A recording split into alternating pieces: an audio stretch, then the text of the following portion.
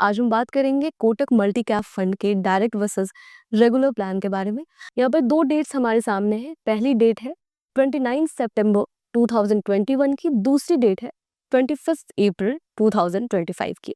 वैसे में अब देख लेते हैं कि 29 सितंबर 2021 में रेगुलर और डायरेक्ट की एनएवी क्या थी।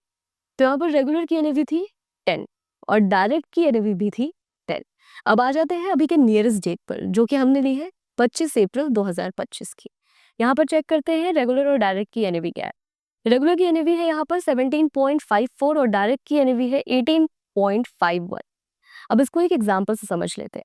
मान लेते हैं एक व्यक्ति ने 1 लाख का इन्वेस्टमेंट किया था 2021 में। तो आज उनके इन्वेस्टमेंट की वैल्यू क्या होगी रेगुलर और डायरेक्ट प्लान में। रेगुलर प्लान में उनके इन्वेस्टमेंट की वैल्यू होगी अप्रॉक्स 1,75,479 रुपीज की। वहीं दूसरी तरफ डायरेक्ट प्लान में उनके इन्वेस्टमेंट की वैल्यू होगी अप्रॉक्स 1,85,128 रुपीज की।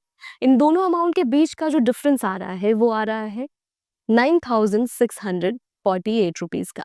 यानी कि 4 साल में आप 9,000 रुपए का लॉस कर रहे हैं अगर आप रेगुलर प्लान में इन्वेस्ट कर रहे हैं। तो कुछ लोगों को ये लग रहा होगा कि 9,000 रुपये तो बहुत छोटी सी अमाउंट है। अगर 9,000 रुपये मेरे जा भी रहे हैं और इससे बैंकर का घर चल रहा है या एजेंट का घर चल रहा है तो चलने देते हैं ना, इससे मेरे जीवन पर कोई खास असर मुझे देखने को नहीं मिल रहा है।